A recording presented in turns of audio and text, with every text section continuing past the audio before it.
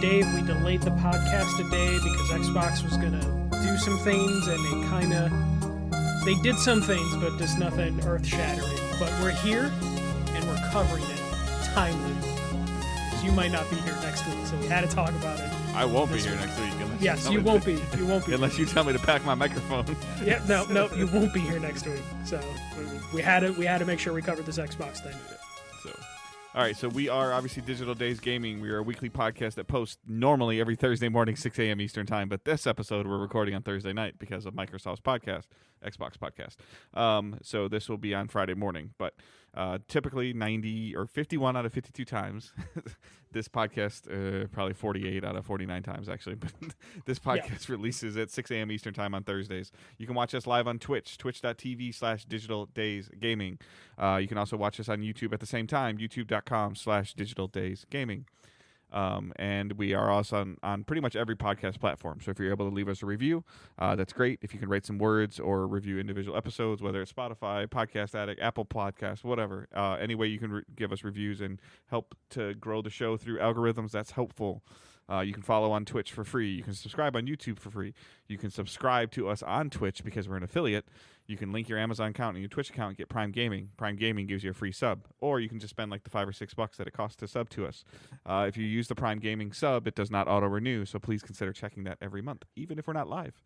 And with that, I'm going to send it over to Michael for the news. Yeah, we got, I think I mentioned this last week, we're probably going to get a lot of business reports and updates because it's that time of year where companies are reporting that. And PlayStation had their financial stuff, and there was some important information in here. One of the big things is PS5 has now sold 54 million units, 54.7 to be exact, and it fell short of their target for last year, which made the stock price kind of go real bad. But that's typical for stock prices to just fall randomly after a financial call, and then it'll bounce back in like a couple days. So no reason to panic there if you're a PlayStation fan, because some people blow that stuff out of proportion. But the big takeaways from this is they said don't expect any major franchises, established franchises, to have new entries or sequels before April 2025 at the earliest. A lot of people kind of took this in many different directions. I think me and Dave kind of expected something like this. Doesn't mean PlayStation's not releasing anything first party. It's just like, don't expect established IPs to release stuff. We will get some of those. Dave's already making faces. We will get one of those like new franchise games as a service before then. But they're basically saying, don't expect The Last of Us, don't expect an Uncharted, don't expect a God of War, don't expect a Spider-Man. Does Wolverine fall into that spectrum? But April 2025, like, because we were kind of predicting holiday this year at the earliest. No, I don't think we were. I think we were talking that it could slip into that. We'd have to go back, but I'm pretty sure we were kind of on the far end of where that goes. But it also means that we're not getting a Miles Morales-like thing for Spider-Man or anything like that. You know, yeah, unless they kind of turn around and say like, well, that's technically not a full thing. Yeah. But I would imagine they wouldn't say this because then that would undercut one of those expansions of like, oh, this isn't a full thing. Right. So that is like the major thing. So I don't know, Dave, if you want to talk about this a little bit more, but I'm kind of disappointed in this. I don't think they should have said this publicly. I've talked about that a lot. Like why advertise negativeness? I don't like, and so them kind of coming out and saying this, like it's going to do two things. It's, to your point, like you mentioned earlier, it's going to kind of either keep that stock lower, or it's going to cause problems for it to raise.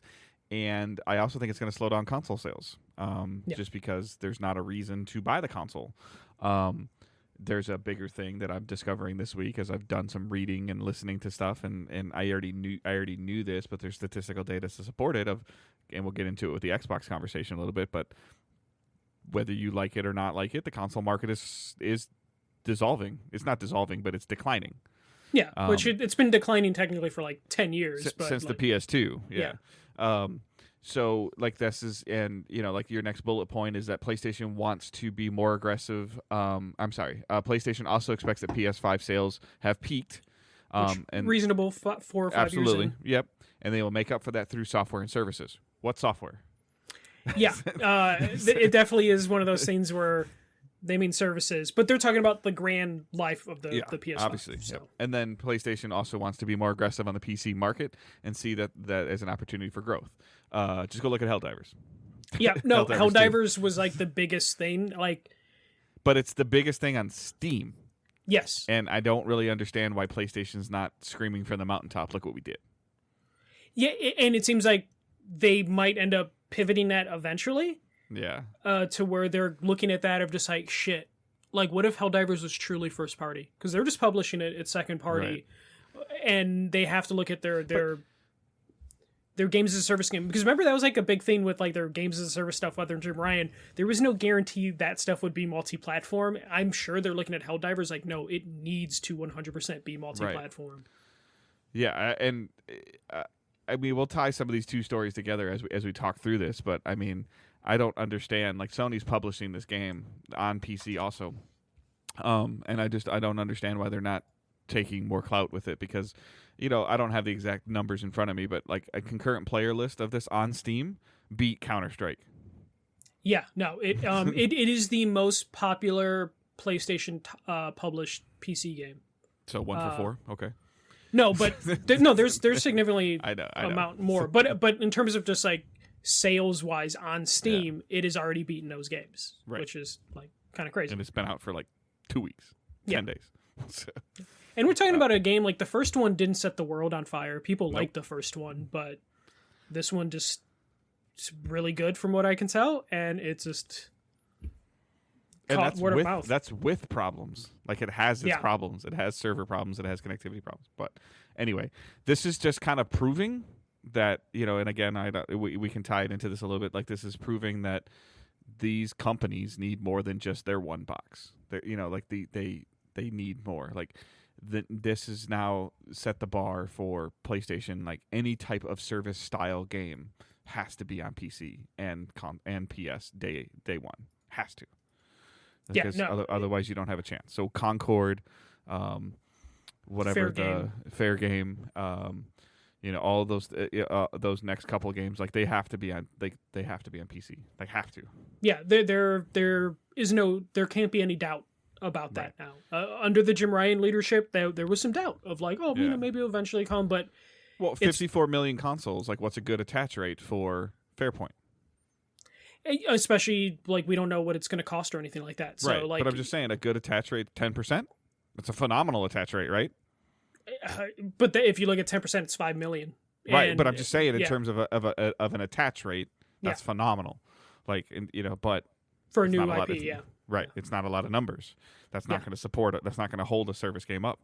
Yeah, and that's the key. Like, what PlayStation's going to have to do if they want to have services kind of compensate, because this happens with everything. This happened, 5 years into a console, hardware is going to peak, and you need to find other ways to make money, and this is the first time PlayStation can have the opportunity of like, we can make money with like games as a service, as opposed to just making money off of like, we released God of War 3 at the end of the PS3 cycle, and that sold a shit ton of money or copies.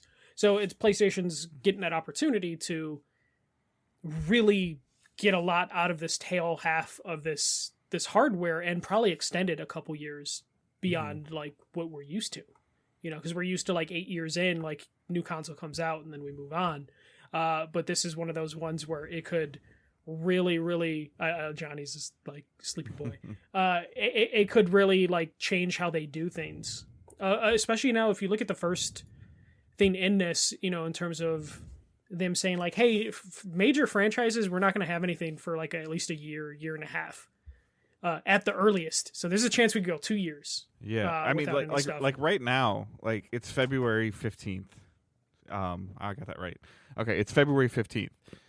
What are and I mean this? I don't mean this in a derogatory way because people get on my case about this all the time.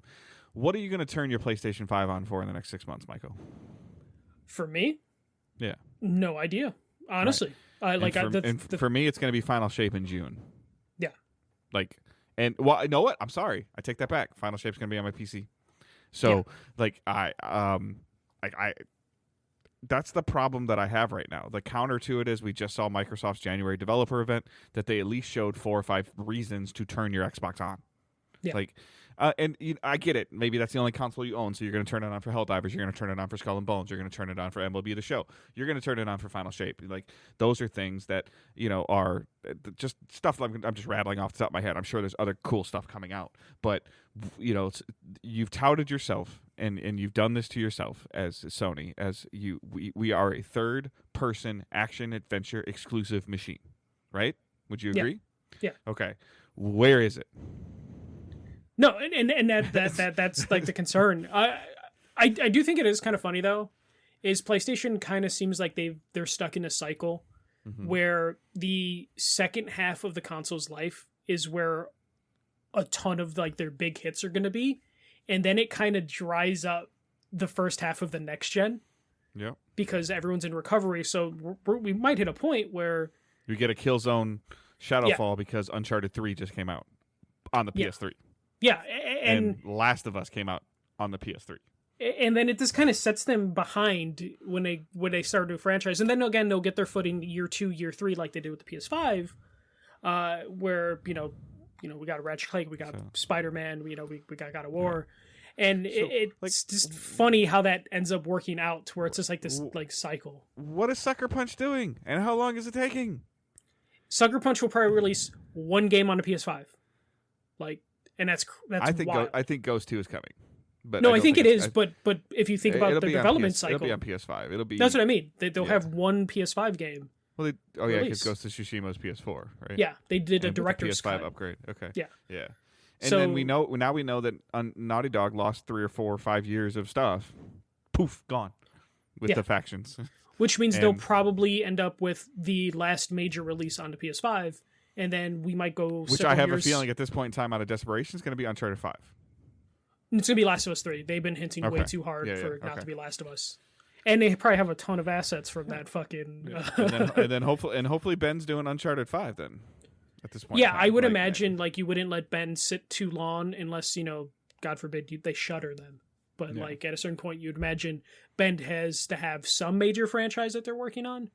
Yeah. But there's a chance that Naughty Dog's going to hit a point where the last major PS5 game is going to be The Last of Us, and then they're going to disappear for 5 years of the PS6 before we get something else. Just based on what we've been talking about, Concord from Firewalk was supposed to be a competitive style service game, I believe. But we've only seen but if it comes this year, it's coming to PC, right? Yeah, if it's actual games as a service. I don't know. It's coming to PC then, right? Yeah. If whether it's games as a service or a comp shooter, like an esports shooter, it's coming to PC. Yeah. So that's the thing. Right now, that's just kind of where I'm at with what's going on with PlayStation. I love it. I enjoy playing it. Spider-Man 2 was phenomenal. God of War Ragnarok. Yeah, I got a little dry, but it looked cool. But PlayStation at that point, they're going the same route Xbox is going, where they don't give a fuck where you play it because they made it, they published it, they're going to get your money either way. So they could care less if someone like you or me are I'm going to do it on PC. And it's going to be a matter of the 54 million people that are bought into the PS5 now. Is Concord or Fair Games worth it for those people to return? Right. Because getting your money on PC doesn't really bother them. Well, and I don't want to tie into this, but Spencer said it 2 times on his little 20-minute podcasting today. And it started clicking with me a little bit more. So, and I just took it for granted, but if I buy something on Xbox or the Xbox store on Windows, I can play it on my console. If I buy it on my console, I can play it on my Xbox account on my. That's not true over everything, but if you buy it on the Microsoft Xbox store, if it's first party, yes. Right. Okay. So, but then I realized if it's published by Microsoft. Yes. Okay. So Helldivers is published by Microsoft. I'm sorry, it's published by Sony. I had to, when I bought it on PC, I had to sign in with my PSN account, even though it didn't load my PSN friend list. So I had to link it with my PSN account. Mm-hmm. Fine. It's published by Sony. Why can't I just download it on PlayStation then? Because that's something that PlayStation will probably do eventually when enough people complain about it. Right. I just find it. I had that realization today listening to Spencer talk. And he's kind of saying, I'm not too sure if all Xbox even published games do that thing that you're talking about. If it's on Game Pass, yes, but if it's But it has to be purchased, available on Game Pass console. yeah, So I guess the question is, we'd have to find a game. Like, I guess the main thing that you could, if you don't subscribe to Game Pass and you bought Starfield, you'd have to buy it twice. You'd have to buy it twice. You think? I mean, Yes. if you buy it on the Xbox Store on the PC, though, if you buy it on Yes. Windows, Yes, you have to buy it twice. I because believe you can so. buy it on Steam. Yes. That's different than the Xbox Store. No, I know. Okay. I'm pretty sure you're only buying a license for it on PC. Okay. We could test yeah. it with a cheap game if we want. But I'm pretty sure that's not universal. Because I know, like, at least through Game Pass, like, the cross progression. Yeah. Game Pass has is its own worked thing. perfectly. Yeah, that works fine. But Like, in terms I was of, able to do, like, Nobody Saves the World on the console and then jumped on the PC, and I was just picked up right where I left off. yeah, but I'm pretty sure a good chunk of the games, if you buy them on a Microsoft Store, that does not entitle you to an Xbox console version of that game. Okay. It's something that sounded like they were hinting could be the future. Matthew Booty went on like a little thing of just like, Yeah. well, I mean, we'll just talk about the Xbox Yeah. stuff now because I think the PlayStation stuff it's disappointing but not surprising. Right. I also think They're that means, in the same position that Microsoft was 18 to 24 months ago, where Yeah. we're like, where are the damn games? Like, release the games. Yeah. And we criticized Microsoft for that while Sony was releasing games. And now, not that it's like the pendulum is moving or we're on the other side of the fence. And on paper, it looks like Microsoft is ready to release their games this year, and PlayStation isn't. So, yeah, and yeah, they just kind of moved, and it's one of those things where I wonder if PlayStation's gonna, like, the current person in charge of PlayStation, I hope will look back and be like, I always point out 2018. Like 2018 was the year that there was like 5 or 6 first-party games came out in one year, and it just felt like whoever was in charge at the time, I think it was Sean Layden or Jim Ryan at that point, they were very short-sighted with those moves because they could have spread things out just a little bit further and probably got some more sales from some of those games, and also maybe were able to push some games back so you wouldn't have dry spells like this. And it's something I think PlayStation needs to look at doing. I mean, it's something that Xbox is kind of almost falling into the same trap where they have like 4 or 5 games this year that they're going to release. They do need that for Game Pass, but it's one of those things where it could backfire, and then in 2-3 years they're back in that cycle of like, where the fuck are the Xbox games? well, I think I agree with you in that standpoint, but I think we're kind of getting to the point where Microsoft is accepting and probably quote unquote using their acquisitions to make their big games, and then they're using their own air quoted studios that have been doing stuff for them for multiple years to make these small, like, not that Avowed's going to be small, but I don't think Avowed's going to be an 80-hour RPG. I think it might be a 20 or 25 hour, and I think we might see some of that. Like, we're gonna, I don't think this Indiana Jones game is gonna be a 30-hour endeavor. Like, I think it's gonna be a 12 to 15-hour game. Yeah. And I think we're gonna see that cadence, hopefully, of a quote unquote marquee title, like we've been talking about, every 90 to 120 days. Yeah, And that's which kind is of the cadence they're trying to hit. Yeah, which is a more reasonable expectation when you have 25 studios under your umbrella. Yeah. But I mean, the alternative is, do we want to wait 5.5 years or 6 years for Naughty Dog's next game? No, and then that's the thing that kind of happened with PlayStation, is where they got too many studios lined up on that same pattern because they went crazy for like a year of releasing titles. Yeah. To where, like Bend and Naughty Dog are on like a really long stretch, and then you add Ghost's Sucker Punch. All those 3 studios are both on the same cycle where they go 4 or 5 years without a game, and then around the same time they're going to release games, and that's not healthy for the longevity of like those studios and like the release cycle. Xbox is in kind of a different boat because they're trying to get you to subscribe to a thing, but if they release like 6 or 7 games in one time or in 1 year, then you technically only need a subscription for a year. You can peace out for a little bit. Yeah. And I'm not trying to pick on Ben, but April will be 5 years since Days Gone came out. Yeah, but there's out. Like, we understand that there's been some upheaval in the studio, and like we've heard about that, but I'm just saying, like, it's 5 years and we don't know what they're working on. Yeah, and it's not even Ben's fault, because it sounds like they had games that they were working on and were developing, and then the Jim Ryan effect kind of mess them up. And also PlayStation's in a weird spot because I feel like you probably have like 3 bosses there. Like we know who's in charge of Xbox or Microsoft Gaming. It's Phil Spencer. For the most part, was at the top. Now it's kind of like a 2-headed thing with Sarah Bond and Matthew Booty. But like, if for PlayStation, it sounded like, you know, you had like good cop, bad cop with Jim Ryan, Herman Holst, and then you had like the cool uncle with Shu. Yeah. You know, and you might have been getting different words from depending on who you're talking to. And at least Xbox, it's just like, yeah, whatever Phil Spencer says goes. Yeah. But we don't know. And we're almost at 4.5 years since Ghost of Tsushima. Yeah. Again, they're all on the same cycle. Yeah. We're about 4.5 years since The Last of Us, Part 2. So like they're all on the same cycle, which is very dangerous for a company to end up in a situation like that. It means 2026 might be a phenomenal year for PlayStation. Right. But that's also 2 years away. 27 and 8 and 9 are going to be bland. So. Yeah. But let's move on to the Xbox One since we've already talked a little bit about it. Yeah. So Phil Spencer, Sarah Bond, Matthew Booty did a 22-minute podcast discussing the future of Xbox. Let's just talk about the format. This felt like the most unpodcasty thing. It was so rehearsed. Yeah. And it was on an Xbox. It was on an Xbox stage. It was on YouTube. It was on YouTube, pre-recorded. Yeah, definitely.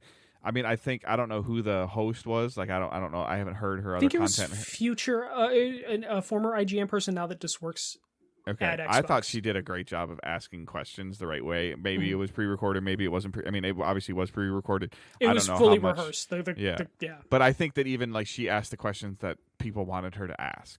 Now, whether Phil allowed it, obviously Phil had to allow it, and how they answered it, maybe. But I think that I feel like, again, scripted or not scripted, I thought that she did a really good job. Oh yeah, did a good job. My only notes for the 3 panelists is Phil Spencer speaks the most natural.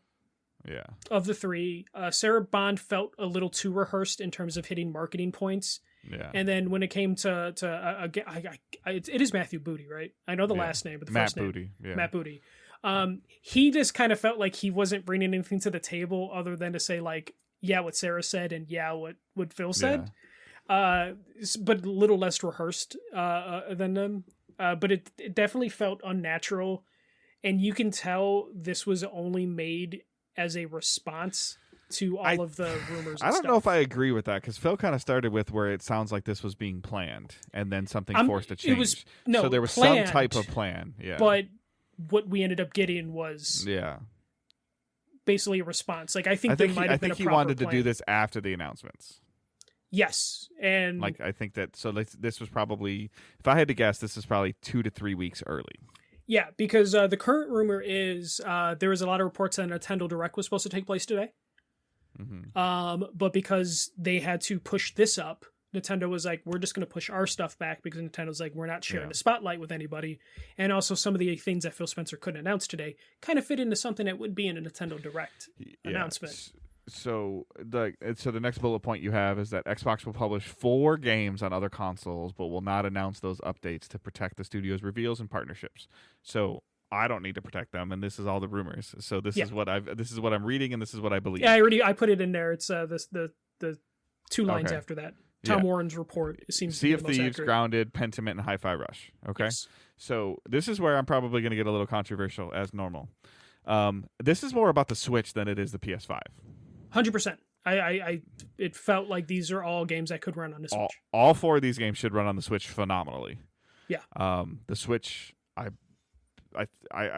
don't even know why I'm hesitating to say this, and you're going to look at me like, the Switch has a larger install base than the PS5. Yeah. Yeah. Okay. Significantly, because it's been out longer. Yeah. Right. So 2 of these games are service games, Sea of Thieves and Grounded.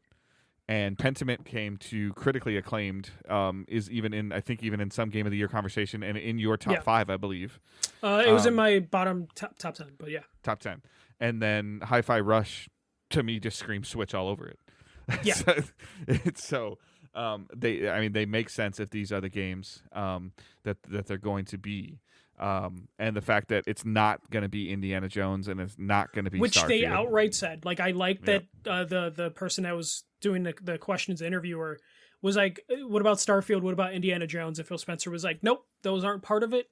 And then also reaffirmed multiple times, this is not indicative of Xbox's future plan.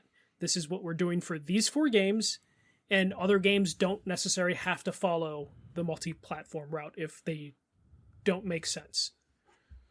Because they basically said they wanted to focus on, for the first 4 games, smaller titles and titles that are games as a services that could use or could benefit from having an expanded player base. And the 2 games they picked are 2 good games to go with. So in our chat, Josh Kreese is saying maybe for smaller games, Ori and the Blind Forest went to Switch. Grounded and Sea of Thieves are 2 multiplayer focused for the Switch. Minecraft runs totally fine on the Switch. You link your Microsoft account and it works, and you can see your Microsoft friends. I expect this to be the same. And also... and you can play them solo. Yeah, and those aren't really visually taxing games. And Sea of Thieves benefits from that cartoony art style, can kind of mask some lower resolution assets. Grounded could be the one that's kind of tricky, but there's probably ways you can work around. They'll just reduce the texture pack. Yeah, and just like density in terms of like what you see. But I think that the little bit that I've seen, and I recently had a bunch of I had to attend a funeral. There was a lot of kids under the age of 10 there. They all had Switches. They were playing a lot of Minecraft, and connecting them locally was easy. I was helping with that, and then the little bit that Owen has played with his cousins on Minecraft on the Switch and playing with somebody on their phone, like, it just works, and it works well. And I think it's all handled on Microsoft's end, not on Nintendo's online end, which Nintendo's online infrastructure is broken. Mm-hmm. So, which is why they you sign into your Xbox Live. I think about communication and voice chat. Have you been online? No, well, specifically Nintendo's got like the worst voice chat stuff. But that's going to be one of those ones where they're going to push Discord, on your phone. Just because like Nintendo pushes voice chat to your phone too, so it's not going to be that crazy. Inconvenient, yes, but like I would imagine they want these games on PlayStation, but it's one of those things where they also wanted to make sure they run on Nintendo. As like almost like a backup plan of like, if this don't take off on PlayStation, there's a chance it could take off on the Switch. Yep. Other things that they talk about is, Phil Spencer in an interview with The Verge following up says he doesn't expect Sony or Nintendo to return the favor by going multi-platform with games, and this isn't like Xbox using this as a bargaining chip, which he wanted to make clear. Like, it isn't Xbox trying to like force PlayStation or Nintendo to be like, oh shit, we should return the favor. This is him trying to increase the player base for his games as a service games that he wants to put on the platform, and also some of those smaller indie titles to go on that. This is him admitting that Hi-Fi Rush, Sea of Thieves, and Grounded, they feel have reached their maximum player capacity on Xbox. Yeah, potential for small other bumps in growth, but the major growth is going to come from other platforms like this. He's looking. He's the board is asking him, how do we grow our player engagement? Like, how because again, Microsoft is a software subscription. I don't know. I can't think of the word. Like, how many clicks they're going to get. Kind of system company. Corporation, and so they're challenging him to do this, and I don't know if I classify Starfield as a service game. It's not. It's a single player game. But I also don't classify Indiana Jones as a service game. But also those games are also taxing on a studio to port to another console, so therefore it's one of those scenes where is the juice worth the squeeze on some of those, of just like, okay, again, this is us talking out of our ass in terms of we don't know how development works. It's just like, okay, in the time it would take us to get Starfield on PlayStation up and running with as little bugs as possible, how many Pentiments, Hi-Fi Rushes, Grounded, Sea of Thieves could we release in that time with the same amount of like people power, human power behind it. And does it financially make sense? Like, how many more sales are we going to get out of Starfield, out of PlayStation? But how many sales could we get from a very diverse list of games? Yeah, if they got 5% of the Switch install base to buy Pentiment. Yeah. Or not even Pentiment, just 5% of any combination to buy of those all games. 4 of them. Yeah. Yep. Like, that's humongous. Yeah. It's, and then they reiterated, they put to bed some of the stuff that has been out there. Like, they're going to continue to make hardware, and the next generation will be a huge technical advancement. Yada, yada, yada, yeah. Okay, sure. And hardware announcement could happen as soon as this holiday. Okay, yeah, if we're led to believe, they probably will have some other form of a SKU out by this holiday. Another form of a series, like, I don't know, a 2 terabyte Series X. I don't know. They already did a 1 terabyte S.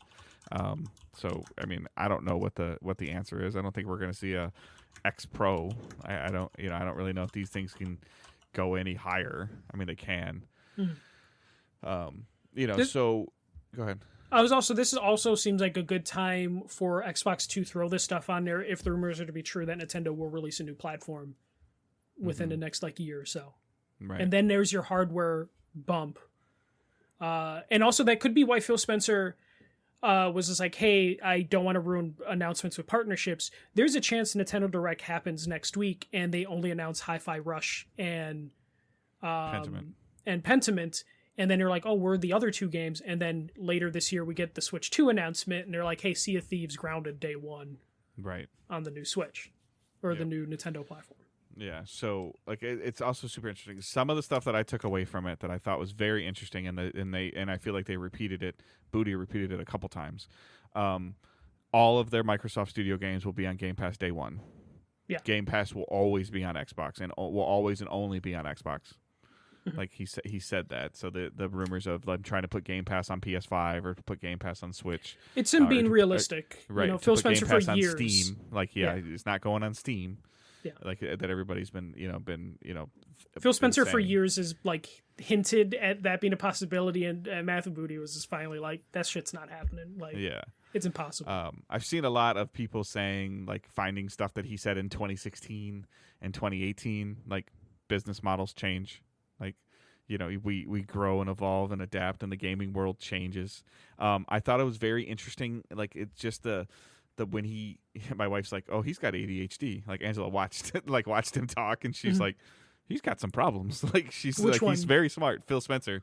Oh yeah, he's very smart, but she's like, he's got some problems. Like she was saying, and but at the same time, when he's like, look, he's like, he pretty much said we had a phenomenal lineup of games in 2023, but the industry didn't grow. Like it didn't grow, and he goes, and we weren't alone in making tough choices of subtracting staff. Like, he talked about it, and he's like, a sustainable business model. Like that's what Microsoft, the board is probably holding him to, is a sustainable business model. And he needs to do what he can to make sure the Xbox brand is sustainable. And that is probably like, okay, let's see what these 4 games do. If they do bad, we won't see any more of it. If they do great, we'll see more of it. Like, yeah. And that last part you said is important, because I imagine how Game Pass has been pitched at some of these studios that they've acquired is like, hey, you can make smaller experimental type games, but now it's like, but they still need to make money and sell. And the best way for that to happen is to put them out on other platforms, so it's a bigger market for them, so they can continue to take these shots. Yeah, because they're not seeing, and we've been talking about this, they're not seeing the substantial growth in the services. But the services are continuing to bring in consistent revenue, which is different than declining revenue. Consistent revenue is better than declining revenue. Growing revenue is better than both. But he admitted that they're not growing, and he pretty much kind of said the industry currently isn't growing. It's similar to the console market declining like it has been for the trend for a while. And him talking about it, like, again, like some PR speak, but Sarah Bond was like, we have record numbers of cloud players. We have record numbers of PC players. We have record numbers of console players. Like, the data is there that what they're doing is working. Is it working to the point of where it's moving consoles? Obviously not. But is that really the true market they're going after? I mean, we've talked about that for a long time. I don't think so. I just think it's a necessary formality for them to make a box. Well, yeah, but they both, because they also were like, hey, we are making another console. Like, Yep. there will always be a console because that's still like the best way to play these games. But in another interview afterwards, I think with The Verge still, he was like, their plan is for every screen to be an Xbox screen. And what they mean by that is not a physical Xbox made screen. They just mean if you interact with a screen, you should be able to interact with an Xbox brand thing during that. And that's going to be the only place to actually see growth overall, like as an industry. Because there's still going to be people to buy PS5s, but at a certain point you hit that wall. And 2006 isn't coming around again. Like we're not going to get that like PS2 Wii era of sales anymore. So they can only do so much, which is why they also mentioned mobile. Like they're one of the biggest mobile people now. And here's the deal. I thought he was very transparent with it. He's like, with our acquisition of ZeniMax, which he's still talking about multiple years later, and our acquisition of Activision Blizzard, King, he's like, we are one of the largest publishers in the gaming industry. He's like, but he's not saying, he didn't come out and say Microsoft or Xbox is the biggest publisher. He said with all of these things, like he's not naive and he's not sitting there like taking, full credit for it. He's realizing, what happened and he's speaking to it. And I thought he was like, I didn't like the format, but if the format kind of sucked. Yeah. But what Spencer was saying, I was fascinated by. Yeah, I was fascinated by, but also I felt like they had other plans that they wanted to do in the future, and this was just them being like, motherfuckers, you guys took rumors and made fucking completely crazy stories out of them, and now we got to go here unprepared in this 22-minute fucking video and tell you that Halo's never coming to PlayStation. Yeah, and tell you everything's going to be okay, because all of the influencers that love our brand decided to burn their fucking t-shirts and throw out all their games. Without hearing from Xbox. Yeah. Which I can't wait. I need to go on TikTok later and just see those influencers being like, you know what? I'm sorry. I didn't think before I did the things that I did. Because ultimately I was talking in Discord about it a little bit today. Like you're talking about like, oh, they're done making consoles. Yeah. Like in 2036. Yeah. There's always going to be, the thing I was telling you last week. Yeah. I can see the point, maybe not next generation, but the generation after, where the console market just turns into a niche thing. Yeah. I think a lot of these gamers fear change. No, they've been fearing change forever. Yeah. Like it's part of it. You still have people to this day that swear gaming was never better than when it was every game a fucking side-scrolling platformer for the NES and SNES era. Right. You have people that refuse to believe better games were made than in 1990. And like they're just afraid of change. Like that's just how things go. Like I think games you can't make Mario 3D, damn it! I need a side scroll. Yeah. When every fucking game during the NES era was just like insert franchise into side scrolling thing. Like people are just freaking out. So I want to dig into a little bit of the numbers. As much as we heard that there's 43 million PS Plus subscribers, at roughly $80 a year. With a 50. So how many of those 43 million do you think are PS5 subscribers? PS5? Or how many of those? Just PS5 owners? Yeah. So we know there's 54 million PS5s, right? I would probably say it's like 2/3 of it, just because the you're console. Talking about close to a 50% attach rate with PS Plus to PS5. I would say so, just because if you're a PS5 owner, you're probably more connected to online stuff than some PS4 owners. I agree. Yeah, I would probably say the number is a little higher. And then we heard 34 million Game Pass subscribers with an asterisk. Yeah. That came out later and I guess maybe I don't know enough of this. So before they got rid of Live, Ultimate, or like there was a version of Game Pass that you could buy that didn't have Live, right? Yeah, and it was the same price as Live, I believe. Right, but it didn't have Live. Correct. And then you could buy Live for the same price, but no Game Pass. And now all of Game Pass comes with Live, correct? Well, there is no... Yeah, it's just whatever's Game Pass Basic now is basically Live. which is Game Pass Core. Yes, which is just is like a select $59 for a library year of games. And then I think the cheapest Game Pass model is $10 a month for just console, right? Roughly 10 or 12. I think so, and I think that comes with live. Yes. Which it didn't used to. Correct. What I'm getting at is that they're saying that there used to be like people are speculating there's a decrease. They lost subs in Game Pass because they turned the Game Pass Core members into Game Pass subscribers. So you mean there's a decrease in live subscribers because they turned it into Game Pass? No, there's a decrease in Game Pass subscribers because they turned live into Game Pass Core and now said that they had, because I think the last reported number was like 25 million Game Pass subscribers and 7 million live subscriburs. Okay. And now it's so that would be like 33 million. Okay. And so now they're saying 34 million. So it sounds like they might have kept them and increased 1 mil. Yeah. But that's where it gets like super messy though, because it's just like how many new subscribers do they have and how do you correlate that? I mean, how many growth? I at this point in time, I don't know if you pay $6 or $7 a month for Game Pass Core just to be online, like why wouldn't you pay $10 a month for Game I got to look it up because I think it's only 2 tiers now. Okay. There's what, Ultimate and Core, that's it? Yeah, that's it. I believe that's what it is. Okay. Paul Tassi was running numbers on Twitter about it today. He was talking about like, so they lost subs or something like that. And I don't know all the gist of it back and forth, but it sounds like that they took live subscribers and turned them into Game Pass subscribers to inflate the number.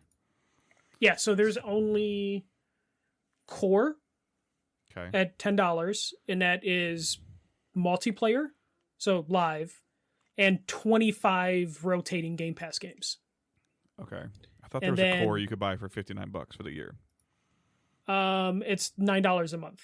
Because I remember, wasn't there part of their thing is they got rid of the yearly subscriptions? Okay. And then there's Ultimate, which is the whole Game Pass library. Month, right? $16.99. 17 a month. Okay. Yeah. I mean, ultimately, if you take 34 million times 8 times 12, you get an astronomical number of cash that's coming in. And the same thing if you take 43 million times 80, which is what the lowest tier of PS Plus costs, you get another astronomical number, essentially on par with the Game Pass number. Mm-hmm. So Game Pass, what makes close to the same amount of revenue with 9 million less subscribers because it's more expensive. Yeah. But it provides better stuff. So it's like chicken before the egg, and anyway. So like those numbers are really, really interesting because I believe Game Pass works, but I don't think there's a ton of stuff that you can, like, if you have a Game Pass Ultimate subscription and you own an Xbox One, are you okay? Were you able to play Hi-Fi Rush? You weren't able to play Starfield. I don't think you were able to play like Nobody Saves the World or anything, right? Well, it depends if it actually released on, because not PS4 everything. and Xbox One, right? Yeah. It's basically that cut off. Right. So it's a super interesting thing with a lot of these numbers, and just talking about like what it sounds like Spencer's saying is that he's like, we know where we're at. He's like, we kind of know where our dome is, and now we're challenged with making our dome bigger. Mm-hmm. So it was just super interesting with what he was saying. I equate it to, they don't have the ability like other companies do, like other, whether it's retailers or whatever, to be like, oh, like the market is demanding that we open another building 6 miles down the road. Like they don't have the ability to do that. So now that they try the Walmarts and the Targets and the Best Buys of the world, they know how many people are coming to their location. And now they have to figure out a way to get more money from those people coming to that location, whether it's through loyalty packages, membership packages, tech packages, subscription packages. Like that's what's going on right now. Like every company's doing it, and they're just packaging it a little differently. And the gamers, a certain portion of the gamers, fucking hate it. Mm-hmm. And some of them really love it. Like, yeah, no, that's okay. Yeah, it's just the direction everything's going is scary to some people. Some people are more accepting. I think you're more accepting of where things are going, and I'm kind of on the fence. Mm-hmm. Of like, I accept the future of where games are going, but I'm also still trying to clean on a little bit to the past. But I the crazy thing is like Xbox has all the data, and all their data is telling them that this is the direction they need to go. And that's the thing that, like, when you're talking about like the numbers for like live and stuff like that, they saw the numbers for live dwindling, and they're like, how can we save some of those live people, because their player base just isn't big on Xbox. Like, let's be honest, they shouldn't have a lot of live subscriptions because there are not a lot of Xbox that are been sold the last 2 generations, let alone them releasing actual content for it. And they're looking at the data and they're like, we can kill live and hopefully get some people onto Game Pass because they won't have a choice, and we can boost those numbers. And then you can look at some of the data they're doing with the stuff. I think they revealed that Final Fantasy 14, it's an MMO that you're paying a monthly subscription for to play. But on Xbox, you will still need a Xbox Live membership or Xbox Game Pass Core membership in order to play that game, because they know that player base would be diehard enough to play on that platform and be accepting of paying an extra fee on top of that, so then they can pull in some of those core members or those members to the Game Pass Core. And they just know where that's going. And PlayStation, I don't know if, Dave, have you been paying attention to PlayStation Plus lately? To the point where I'm just going to cancel it? Yeah. No, but so PlayStation Plus, I feel like they have gotten into a rhythm where that middle tier is getting better and better. The premium tier, it seems like every other month they keep going back and forth on whether this premium tier is worth it and not worth it. But it does seem like PlayStation Plus has hit a point where, like, I can see there being some decent growth in PlayStation Plus subscriptions, or there might at least be growth in people moving from that first tier to the second tier. So I can see more an investment from PlayStation in here, especially when they talk about, like, they want to increase their services revenue, and there's only so many people you can milk off that player base. So we might see an increase from PlayStation in terms of how they're going to treat their subscription service. And we could get a point where you might see more Xbox published games hitting PlayStation Plus, because business wise it just makes sense. Yeah, it's super, like, data can be constricted and warped and wrapped in different packages to make it look good in any direction.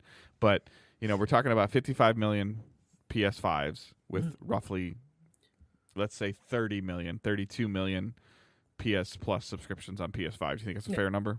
Yeah. Okay, and now we're talking, and I get it. They're seeing the growth on PC and they're seeing the growth on cloud. Everything I can see by doing some quick Googling is that maybe Xbox Series consoles have sold 22 million, maybe, with 34 million Game Pass subscribers. So, like, the data is showing that Microsoft is correct in they have roughly 12 or 13 million other users that aren't playing on the boxes. Yeah. Whether it's PC, whether it's cloud, whatever tablet, whatever the hell it is, it ain't on a box. Yeah. Sure, you can you can even cut the number in half, let's say between Series X and S, and throw Xbox One in there, which I don't really think there's really much you can play on there. I don't know. But let's throw another 5 million in there. So you're at 27 million. But you're still at 34 million subscribers. Like, yeah. So it I don't have the answer for you other than a console box is a necessary evil that some people will use, but not everybody has to use. Well, so there's an interesting thing that was said either during the podcast or during the post interviews, where they said, like, they're going to have hardware announcements by this holiday, by the end of the year. And they also said, like, the next generation is going to be a huge technical achievement, and, like, it's going to be cutting edge tech.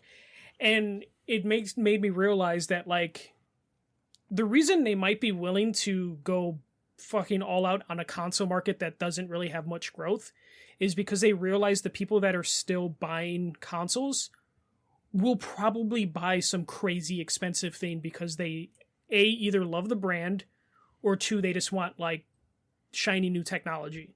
And Xbox can work for both sides in terms of, hey, we can put out a super expensive box because we know the dedicated fans will buy that box no matter how expensive it is. And for the people that I think it's too expensive, here's a Fire Stick equivalent you can buy super cheap, and then you can just stream cutting edge technology onto your TV. Or, hey, you're a PC player, so you already have cutting edge technology in your PC. So here you go. And they can keep that hardware market alive and go for like crazy high performance, because for the most part, their players are going to be interacting either on PC or through streaming, where the hardware won't matter because you're streaming that powerful technology, the horsepower. So like Xbox doubling down on being like, you know what? We are going to have like crazy hardware coming, and also it's coming fucking soon. And we won't have to be in the thing where we're looking at a console and being like, oh, it's about year 5. So we're halfway through this console generation. Like we need to start worrying, or like, you get to year 8 or year 10 in a console and you're like worried about what's going to happen next. Xbox could just potentially just be like, yeah, every couple years we're just going to release something fucking new for the hardcore people. And for those interacting through streaming or PC, it doesn't matter. Like that we release like some crazy new technology. Like you're fine. You're going to be covered. Our data centers are going to, have the updated graphics. It's no big deal. And then if you want an Xbox, whatever the fuck, in your house, you're hardcore enough that you're going to be okay with like a $600 machine. Yep. Because you're bought in. And then if you look at PlayStation, on the other hand, their next console, they're going to have to be like they were with the PS5 of like, we're going to do some new technology. It's going to be cool, but we can't go crazy because it's going to be too expensive. And then our casual market's not going to want to buy in on it. I agree. It'll be interesting to see the next approach on the consoles, because, like even PlayStation giving you the option to add a disk drive later on their current consoles, setting the standard for their next one. But you also know like that was them trying to cut funds in some way of just like, hey, we got to make the entry level as low as possible, though they didn't do it for this one. But well, at the time I bought it because it was $100 cheaper. Yeah. Do I regret it? Sometimes. But if there's a PlayStation exclusive game that I can only play on PS5 that I really want, I'm gonna buy it digitally anyways, because I'm too lazy to change the disc now. And I don't want to keep track of it. Yeah. So I'm just being honest. No. And then there's Switch games that you can't even find anymore. Yep. So, then if there's a game that I Helldivers was cheaper through CD keys. I bought it on PC. It's got crossplay and cross progression. It's got crossplay support, and Discord chat works. Yeah. And that's where I'm at. And the cherry on top of it is that I have me personally, I have a portable PC. So I can play it on both. It just makes sense. Sure, I paid like $500 for my ROG or $550 or whatever it was, but I'm trying to get more out of it. So that's kind of like where we're at with like playing and watching. So I mean, I think we've kind of this is good. Yeah. So I played a little bit of Skull and Bones. Ubisoft was nice enough to send us some codes that we were able to distribute to some community members, as well as us. Got a chance to play a little bit of it. I did download it on PC, and so that and as well as Helldivers.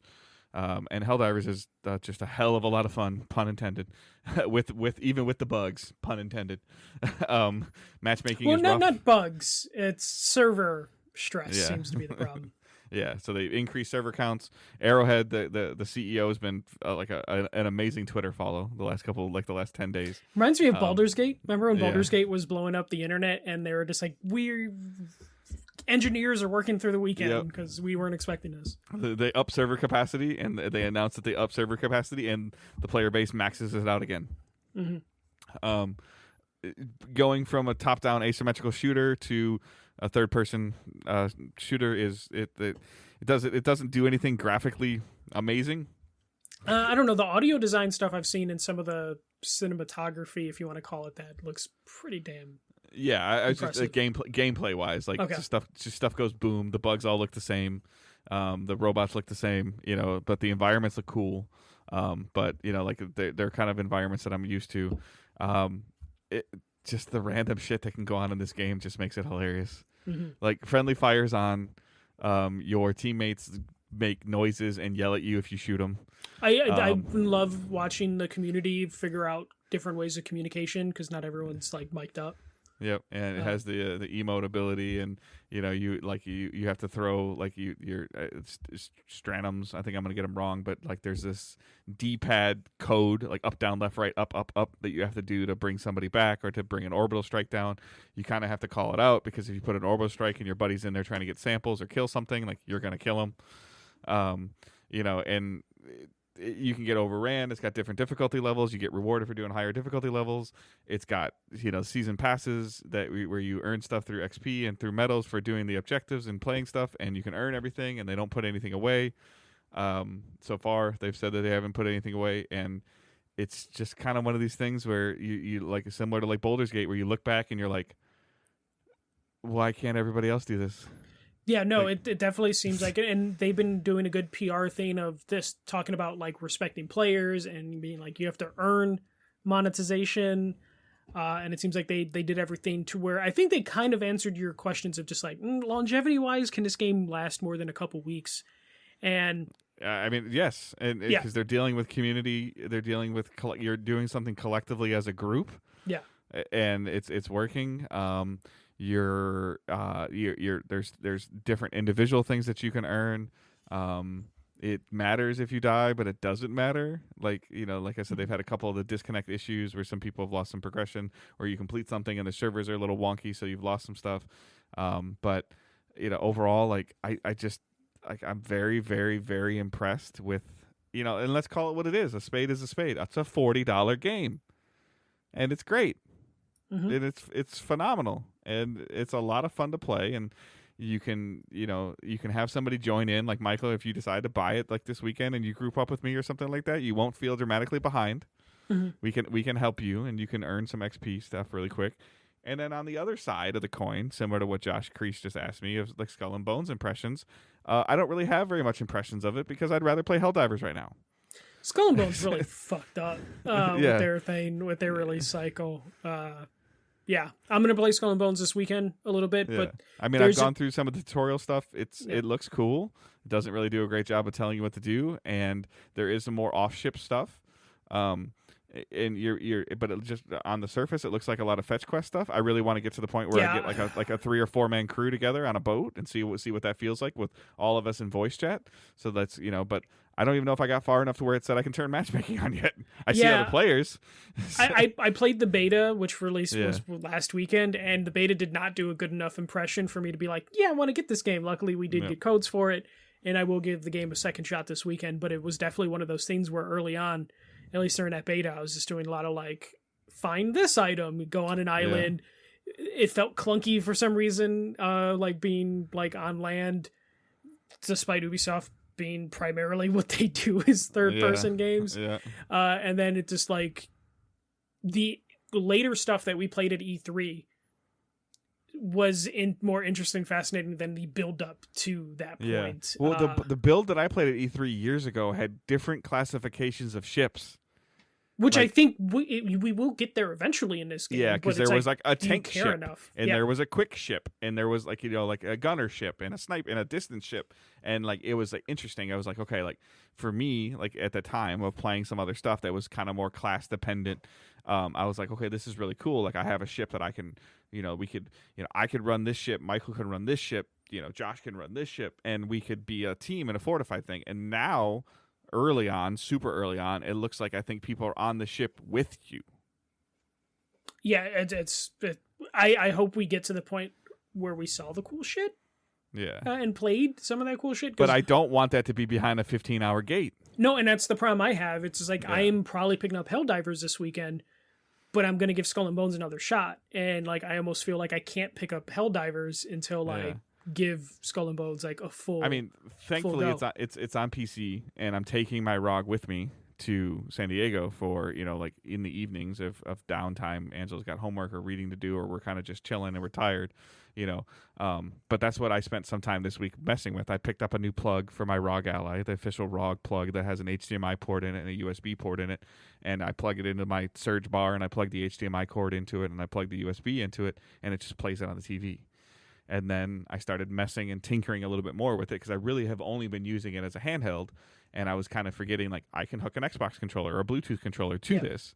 I can hook wireless headphones to this. Like, this is a full-fledged Windows, and I forget this. This is a full-fledged Windows PC.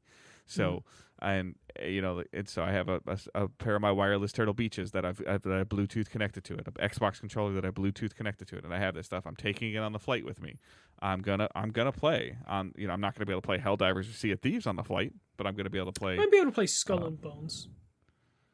Sea of Thieves, Skull and Bones. Can you play Skull and Bones offline? I think you can play it as a single player. You're just gonna be missing some stuff. Okay, I don't know. I haven't tried because I'm at home and it always just connects. So I'll have to see. I have some other games. I can, some Batman games and some other stuff. Ultros or Ulfos came out this week. I still need to pick that up. It's like a Metroidvania style game that very art stylish, very garden art style stuff. So I think I'm saying that name wrong, but there's a ton of opportunity to mess around with that. And doesn't work offline. Never mind. Yeah. Okay. It has single player, but you need to be online for it. Yeah, it's a Ubisoft game. I expected that. So, but I'm really hoping to see how it goes, because I will say, like, I wouldn't mind being on the plane, propping my ROG Ally up in the case that I bought for it, and connecting my Bluetooth controller to it and playing that way versus holding the ROG sometimes, because that can get it's not heavy, but it's not light, So I'll be really interested to see how that stuff holds up and plays and works and how well it does over like Airbnb Wi-Fi, So I would love to, have some fun with some people. But again, just make sure you join our Discord. We've got a very lively currently very lively Helldivers channel in there. We've had some Suicide Squad conversation going on in there. We'll have some Skull and Bones conversation going on in there as some people playing the game. As well as just general chat, like collection stuff going on, and just conversation, talking about some of the Xbox events today. So, please be sure to check out the Discord, join the Discord. If you're in Facebook, on our Facebook group, within the last week or so, I posted the Discord link in there. We can post it on Twitter. I'm a little hesitant to post it on Twitter. No, I don't it's think we want to put find. it on Twitter. Yeah, no. So tweet at me, or at myself, Good Dave Hunt, at Michael. We haven't had to ban people from our Discord, and I don't want to put that out on Twitter. So I agree. I was like, as I said it, I'm like, probably not. But just let us know, and then I can obviously send you a link, and you can kind of group up. I've been assigning roles to people so that you can tag them in a game. So if you don't play Helldivers, you won't be annoyed with like at everyone tags. Like I think I've done that twice in the last year of an at everyone on Discord. So be sure to check that out. So, but what else have you been playing? For me, it's just been the Ace Attorney game. We solved the first 2 cases, onto the third one. I think in this one it's 5 cases per game, and there's 3 games total, so it's going to be a lot of Ace Attorney over the next couple weeks.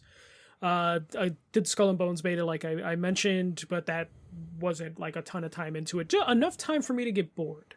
But I don't know what they were thinking with that beta, because it was a week out. It doesn't seem like it's enough time for them to fix anything, even get server capacity, especially with Helldivers coming out. Like, I don't think I feel like the beta wasn't even advertised enough for them to really stress test their servers.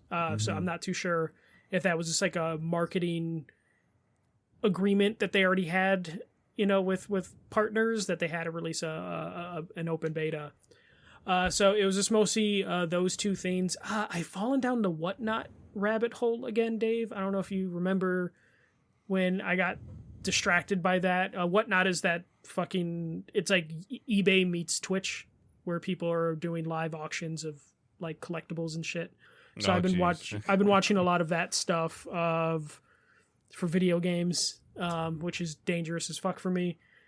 So I've been, continuing my PS3 video game hunting.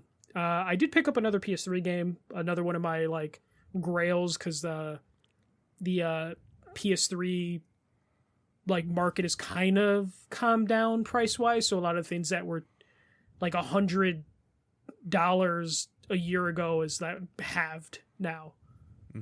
So I ended up picking up something stupid that Dave will laugh at me, but PlayStation Network Volume 1. Okay. That's the one that has on disc Tokyo Jungle, Vikings, Attack of the Vikings or whatever, and Fat Princess, and then another game.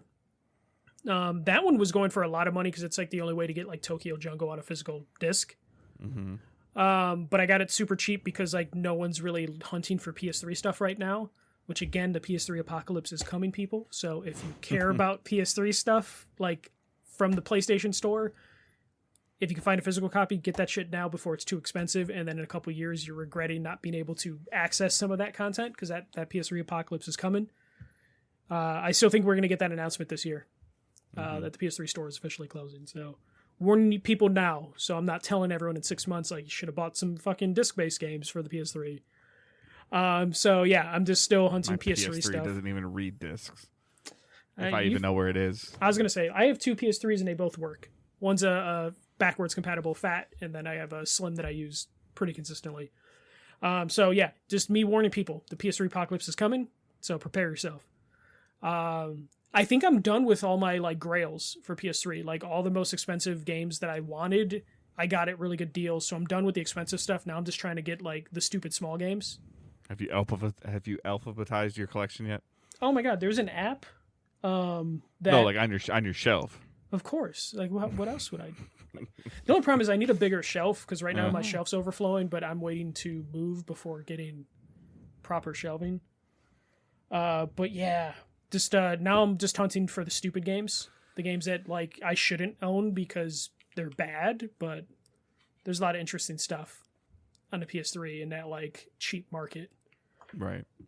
So yeah, just still doing that. But I think I'll be done collecting for a while because I got like the big game that I was looking for. I think I say I'm done collecting for a while every couple months, but and then you'll see something else show up.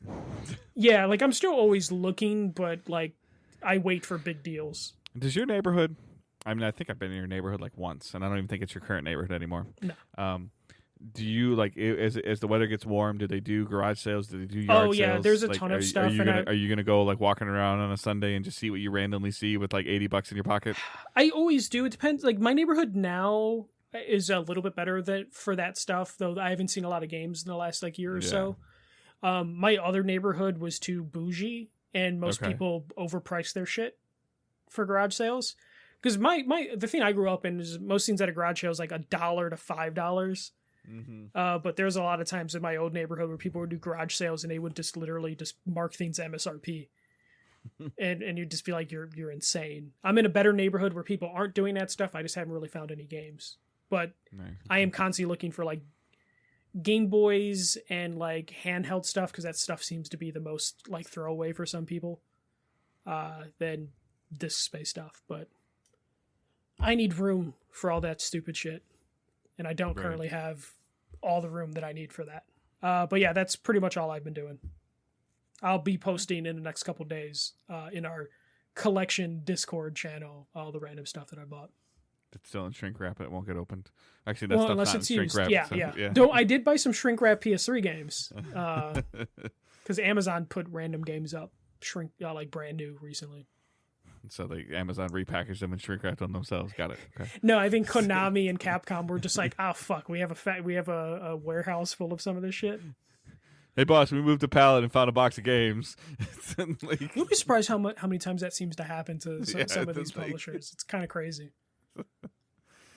All right, so I think that is our show for this week. For next week, we don't have an answer. So Michael might do a solo show. Maybe might have a guest. Yeah, maybe Josh Langford will just randomly appear. I don't know. We haven't reached out to him at all. No. Sometimes he listens, and if he does listen, he's probably behind. So he'll probably text us like in 2 weeks, like, "Hey, I'll come on." I'm like, okay, I'm already back. I think last time you weren't going to be on.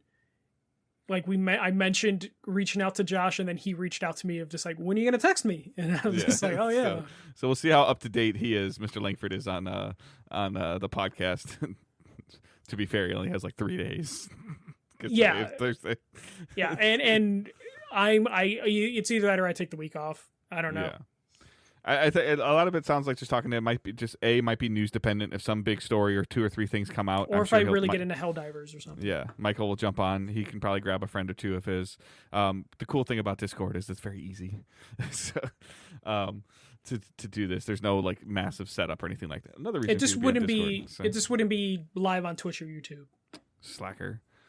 So. I don't feel like it. it's accuracy. Like, Yeah. I will be on vacation. I will be in San Diego. If for some reason anybody listens to this that lives in San Diego and you want to grab a beer, just message me or something. But I think that's a bit of a long shot. So who knows? When you get there at your hotel, type in used video games into Google Maps, see how close the store is to you. Yeah, and then like you know that means I'll actually have to call you. Probably and then put you. No. Don't never call me, Dave. Like I know, swear to God, if you but I might have to like call take a me, picture of it. Like, do you want this? Like, I don't know what I'm looking for. Yeah, no, just you Discord me. I'll call you on Discord. Yeah, that's slightly reasonable, I guess. Yeah, but don't ever call my number, Dave. I don't even have to. Do you have my number? Like, I don't think so anymore. Not your new one. Yeah. Because I just all of our communications through Discord. Yeah, so. yeah. We just moved all that to Discord. But yeah, I'll be on vacation. So midwinter break in Metro Detroit area. They get a whole week off of school in February. So with it's our first kid-free vacation since 2005. So yeah. So we're gonna check out some stuff there. The only thing that sucks about going to San Diego in February is I can't go to a Padres game, but that's all right. So it gives me another reason to go back in a year or a couple years. So, like we mentioned earlier, our main feed on Twitter is at Digital Days Pod.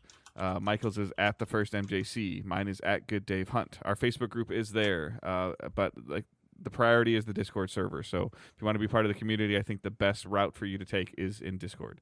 Don't be afraid. It's very easy to use. You don't have to talk. Yeah. I'm in there daily, if not multiple times a day. So if somebody new joins, I might tag you or message you just to see like kind of what you're expecting or what you want. And it's literally Dave being like, "Who are you? What does your screen name mean?" I haven't asked that. No, I just imagine you just trying to decipher like, can't recognize them based off their picture. Their name's not familiar, but do I know them? For the most part, I don't care. Yeah. So like it's like, as long as you just don't go in there and come try to run amok or be an ass, then I'll just kick you right out. Yeah, zero tolerance for that. Even if we were good with the person, it would be one of those situations where it's just like, yeah, I got rid of him, and I'd be like, yeah, if like fair. Like Johnny is a boy in Twitch has been running his mouth about like mag games and stuff like that. If he does that in Discord, I'll kick him out. I've known Johnny for like 12 years. I'll kick him out. I will make him a mod if he wants to talk about PS3 classics like mag. I will only allow him to speak in some random channel that I'll mute. Okay, so the collection channel, basically. I look in there. Oh, okay. Look at you. Yeah. We I never see you post your posting collection pictures in there. stuff. What collection stuff? I don't know. Fucking, what do you collect in My Michigan? shoes? My gym shoes? Yeah, there you go. That I didn't get my Jordan 4s that I paid for and they didn't ship? My Soras haven't shipped yet. I have 4 of them coming, and they're supposed to be out tomorrow. So, I'm going to post 4 Soras kissing in the collection. I'm going to make all the Soras that I bought kiss. And I bought a Banjo-Kazooie and a Terry, so it's going to be now he's just saying random shit. Yeah. So I bought all of those. So all 6 of those characters are just going to be kissing on the collection in our Discord. My gym shoe collection and my hat collection has been growing over the last 6 or 8 months. So with Lions hats and Tigers hats and spring training hats and all that stuff. Fitted, what do you do? Snapbacks. I can't do fitteds anymore. Okay.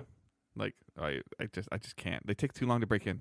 Yeah. Like so, and I don't really wear them backwards anymore. So so Patreon is patreon.com/digitaldaysgaming. Check it out there. If you're supporting us already, we really appreciate you. Discord server, like we mentioned, Facebook group is all linked in the show notes, or tweet at us and we can get you connected there. Thank you guys so much for listening. Thank you for watching on YouTube. Thank you for watching on Twitch. Thank you for commenting and just being part of the community. And I hope everyone has a great week and keep moving forward. Don't be a dick. See ya.